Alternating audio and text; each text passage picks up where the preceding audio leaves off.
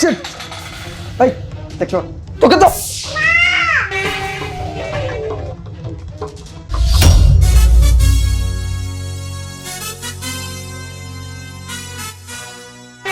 এই এই কে তুই? হ্যাঁ, আর এই বাচ্চাটাই বা কে? স্যার, আমি এইবারের কাজের বুয়া, আর এইটা আমার মেয়ে। দেখে শুনে রাখতে পারিস না? দেখ তো আমার পায়ের অবস্থাটা কি করছে, জুতাটা নোংরা করে দিছে। এই জুতো পরিষ্কার কর কর। আচ্ছা ঠিক আছে স্যার, আমি পরিষ্কার করে দিতেছি।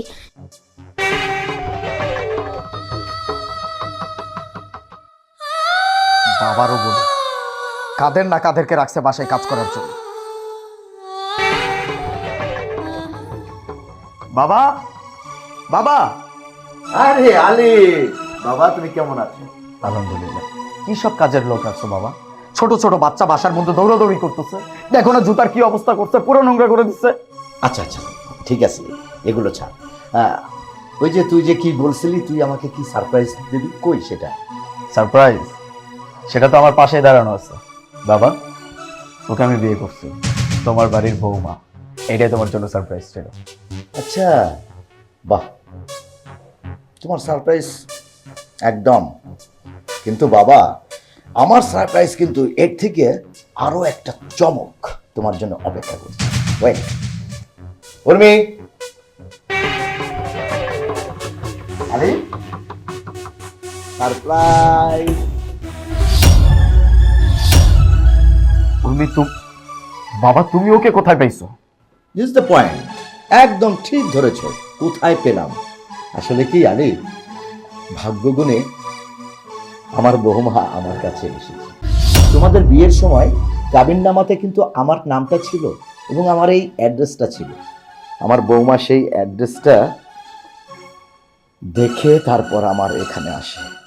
তোমার প্রতি আমার যেই অভিমান রাগ ছিল, আমার এই নাতিনের মুখের দিক দেখে আমি সব ভুলে গেছি আলী। তারপর আমার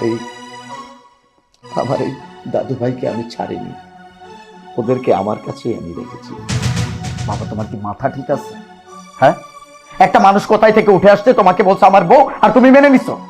ওকে ফাইন, আমি একটা ভুল করছি, বিয়ে করছি, ঠিক আছে, কিন্তু ওর সাথে আমার যায়? তুমি বলো। দেখো, আমি সোজাসুজি একটা সলিউশন দিয়ে দিচ্ছি। যেহেতু আমি ভুল করছি, বিয়ে করছি, ওকে ফাইন, আমি ওকে ডিভোর্স দিয়ে দেবো, শেষ। আমি আমার অতীত নিয়ে বাঁচতে চাই না, আমি আমার বর্তমান নিয়ে বাঁচতে চাই। চুপ! তোমার মুখে ওইটা সাজে, কিন্তু আমার সাজে না, কারণ আমার বংশের প্রদীপকে আমি ফেলে দিতে পারি না। থাক বাবা, আপনি আর ওনার সঙ্গে চিল্লাচিল্লি করেন না। আসলে উনি তো আমার ভালোবাসে না। যদি আমারে ভালোবাসতো তাইলে কখনো আমার পেটে বাচ্চা রাইখা ওই অবস্থায় আমার ভালোই আসতে পারতো না। আসলে আমি তো একটা গ্রামের মেয়ে, ওনার সাথে তো আমারে মানায় না। ওনার সাথে মানায় এই যে শহরের ম্যাডাম গো, বিদেশি ম্যাডাম গো, যারা কিনা ছোট ছোট জামা কাপড় পরতে পারে। আমি তার মনের না আব্বা। দেখেন, আমি কি পুরান একটা কাপড় পরে আছি, মানুষের বাসায় কাম করে নিজের পেট চালাই। তাইলে এবার আপনিই কোন, আপনার পোলা হয়েছে সুটপুট পরা মানুষ, সুটপুট পরা মানুষের পাশে কি আমারে মানাইবো? হ্যাঁ মানাবে, ওই সুটপুট পরার ভিতরে জানোয়ার লুকিয়ে আছে বৌমা। হ্যাঁ, এটা আমার দুর্ভাগ্য যে ওর মতো একটা জানোয়ারকে আমি জন্ম দিয়েছি।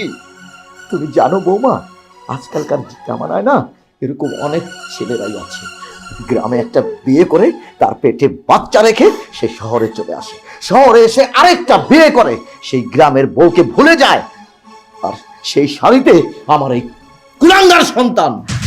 কি বলবো বৌমা, কিন্তু আমি সেই ভুল করতে চাই না।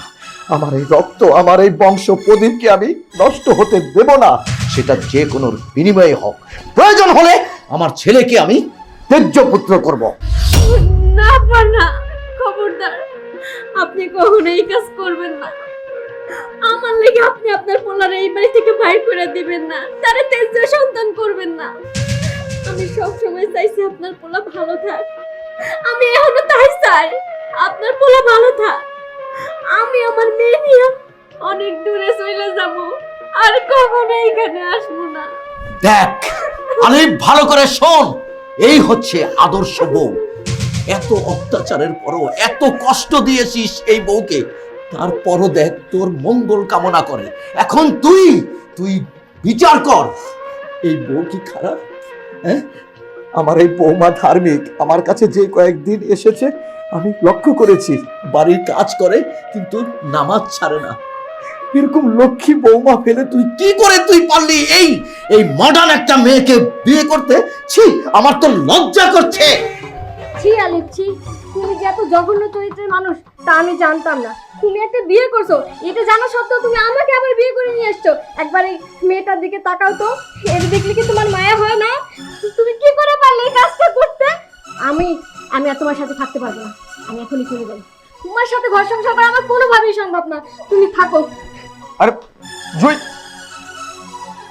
কি হলো? তুই কেন দাঁড়িয়ে আছিস? চলে যা, ওই মডার্ন মেয়ের সাথে তুইও চলে যা। আমি ভেবে নিব, আমি নিঃসন্তান, আমার কোনো সন্তান নেই। বেরিয়ে যা।